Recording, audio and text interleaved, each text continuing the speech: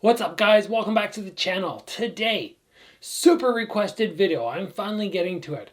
In my series where we talk about the best fighters in the world, I give you 5 tips, 5 things that they are exceptional at with training tips to improve so you can be a little bit more like them. The most requested athlete, the most requested fighter has been Nong-O. So today, I'm going to be covering this amazing Thai fighter.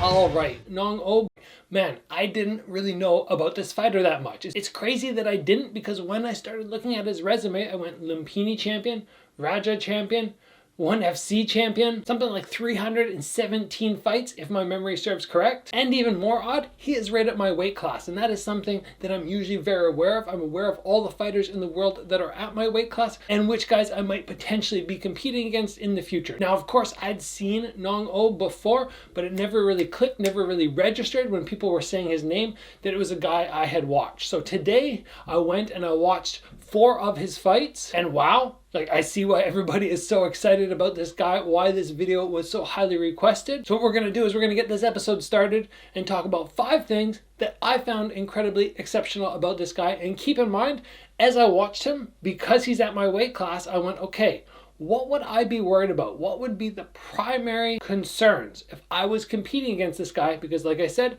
same weight class as me. So it was very easy for me to do what I normally do when I'm watching a potential opponent, breaking down what their strengths, what their weaknesses are. Although we're not going to talk about his weaknesses today, although there weren't too many, but we're going to look at his strengths, and I'm going to give you guys some tips so you can work and try and be a little bit more like Nong-O. And the first thing we want to talk about with this fighter is what his head does as he round kicks. Because I notice when he gets people backpedaling and as they start running away, he puts so much force into his round kick. And there are so many times with so many of his opponents where you see that lat or that backside of the shoulder just bruised and beaten up from his right roundhouse kick. Now, he does something in particular, not every time, but a number of times, enough that I noticed it, where most people, when we see round kicks, like when I first started learning to round kick years ago, I just kind of leaned back. And then I saw some Thai fighters who went way back, and I tried that out. I tried to utilize it and see if I liked it, and I didn't. But then when we look at somebody like Nong-O or somebody like Superbon, their head either stays right here, or as they round kick, they might even drop it in just a little bit. So as the round kick comes up, instead of leaning backwards, the head is actually projecting forward. Now what that's going to do is it's going to force my weight this direction. So when I go to kick, I have extra momentum, extra energy driving this direction. The downside to this technique very often is it's fully committing. You're fully committing to it, and if you happen to lean forward and the guy throws the cross or the guy fades back, your energy is going to be potentially problematic for you. But when you're somebody as experienced as Nong-O, I guess he can pull it off. So very, very dangerous for this fighter is when he throws his kick, but his head moves forward. And like I said, he doesn't do it every time. It's not every kick this is happening. But when I went, wow, some of those kicks are so powerful. And what is he doing in particular to make them so powerful? Well, of course, he has awesome technique, but this is something extra that I noticed. And it's something that you guys should try and implement as well, because fighters like Superbon and other Thai fighters who kick super hard, guys like Yotsunclai Ferretex, they do this sometimes, where their head weight falls forward. So play around with it. You should not always throw your kicks head here. Every time head here. Try the big lean back. Guys like Lerdsila, before I fought them, I went, whoa, this guy leans back really far sometimes when he kicks. Not every time again, but sometimes. Guys like Nong-O, they kick and their head weight falls forward. Something that I noticed, something that you guys can actually try and implement to make your kicking power increase. Now, something else I noticed about Nong-O is when he manages to get somebody to the ring ropes, when he sees they're out of room, he just goes so powerful on his attacks. He goes, these guys have nowhere to run. There's no more room.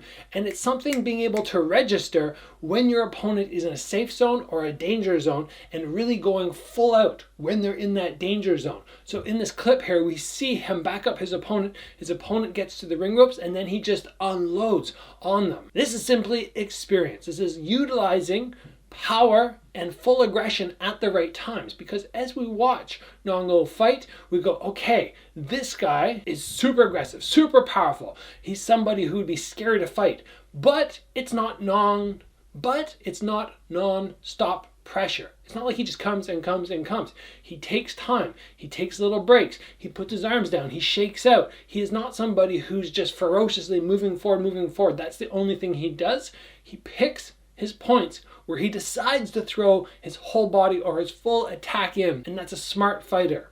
And it's something that makes him very dangerous. So if I was competing against him, one of my main rules would be don't settle with your back against the ring ropes. You need to leave yourself distance to back up. If you don't have that distance to back up, you can be sure he's coming at you with 100% aggression and 100% power, because he knows you're going to have to block these shots as opposed to evade the shots. Again, a sign of a very intelligent fighter, which is something we don't always see when people fight as powerfully as him, but because he's able to mix that power and aggression with timing and utilizing it at the right moment, it makes him that much better. If you guys want to try and get better at something like this, you have to very simply start watching people when you're sparring and looking for exit strategies. If you know there's a very clear, easy exit on both sides, then coming forward very aggressively when they might just angle off is no good. If for some reason they're sort of closed off on this side, then you can go, okay, there's only one way for them to exit, so then I'll bang my big round kick and stop them from exiting and then crash those shots in. And if you happen to have them in the corner of the ring ropes and their two exits are either going to run into this round kick or this round kick, then you know you just have to hold them there, and then you can come in and throw those big shots. This is a sign of an intelligent fighter. I hope you guys start becoming a little bit more aware of it and trying to utilize it in sparring, or even more importantly, in your fights. Now, next up, one of the things that we notice when we see Nong-O working away on people and in return getting hit is, oh my gosh, this guy is durable. He is so tough. He is just taking shots down to the body, no big deal. Low kicks come, he doesn't seem to care. And then, surprisingly, he doesn't get hit to the head too much, because like we already said before, he picks his moments to be aggressive. He's not reckless. But when he does get hit to the jaw,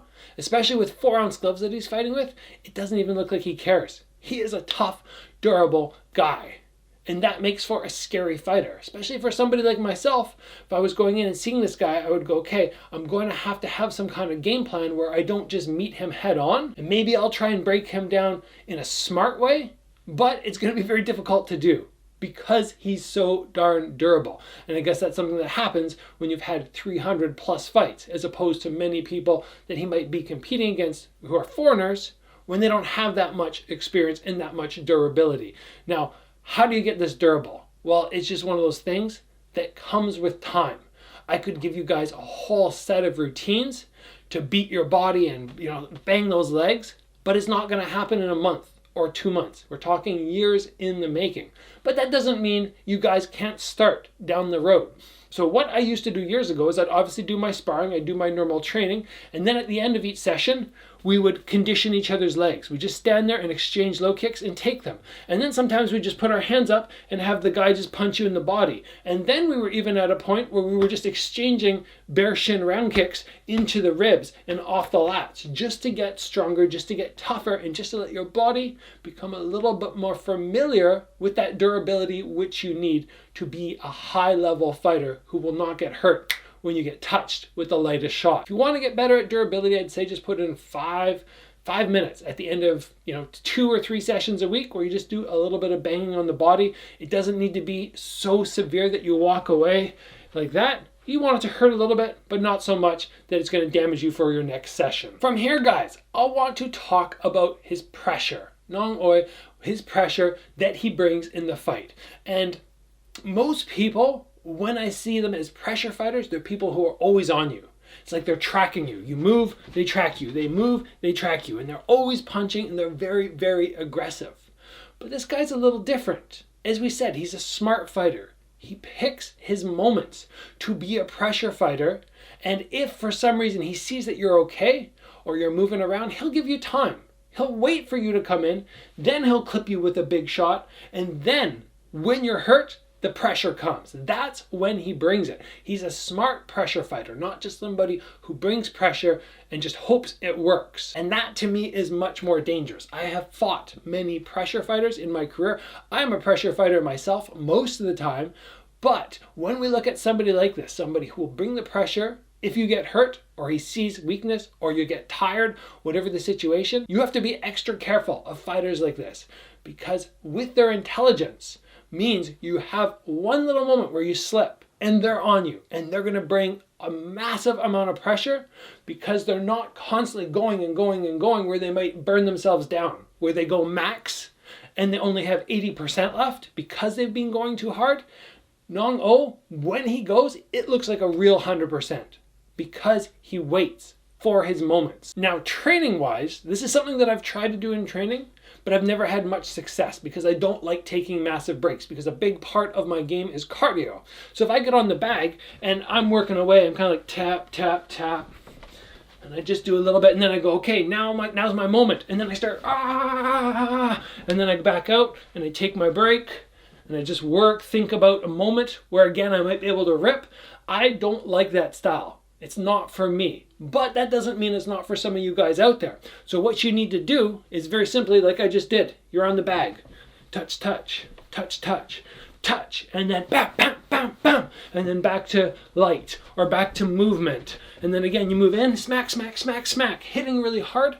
And it's not just a reckless pressure. It's a wise pressure. It's a smart pressure that is intelligent and is not going to put you at risk in the same way as just being like a rhino where you charge forward. So Nong-O, when he does this, he is so smart. And again, it makes him extra dangerous in my mind. And finally, guys, the last thing I want to talk about is his overall control.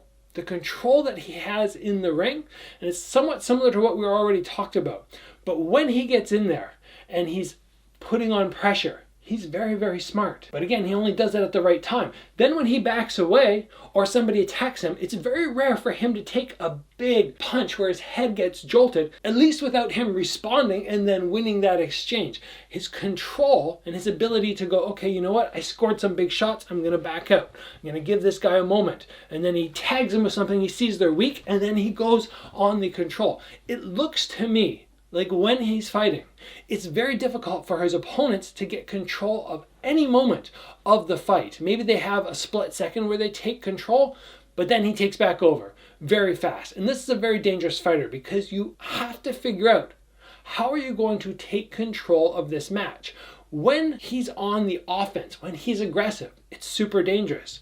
When he backs away, he goes out, he shakes his arms, you don't really have a great moment to attack there. When he's in this point here, his counters are so super dangerous that you want to be ultra aware of getting too aggressive. And then every once in a while, he'll utilize just a nice little bit of footwork. He'll be there, he'll move out, he'll move in, he'll take a tiny little angle. His control is very phenomenal. And just overall, watching this guy fight, I go, man, he has so many things he's good at, but very few areas where I see massive amounts of weakness. And watching as somebody who's going, okay, you know, obviously I'm not going to be fighting against him now that I've signed with Karate Combat and I've moved on from that idea of fighting with ONE FC.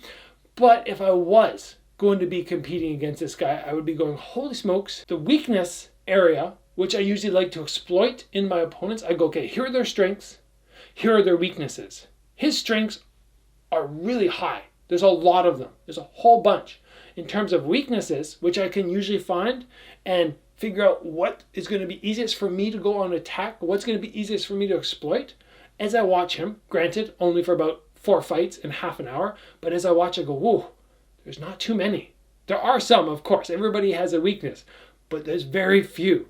And there's nothing that's shining out at me within that first half hour of watching him where I'm going, well, there's the easy exploit, or there's something, or man, he's doing this. So in somebody like that, overall control of the match is much easier. And yes, I understand why everybody out there wanted to see a video on this guy. I'm looking forward to any future fights he has. I will definitely be watching. And I appreciate everybody out there who took the time to comment in all the past videos and let me know about this fighter. So guys, if you have more people you want me to cover in this series, throw it in the comments below. I will eventually get to them. I have so many comments, so many fighters to get through, so many videos to make outside of this little series, but I will get to things if you comment, and if I see the name enough, the video will get done. So that's all for today, guys. If you enjoyed this episode, please give it a like. If you haven't already, join the channel and get subscribed. As always, guys, train hard, and I'll see you back here soon for another video.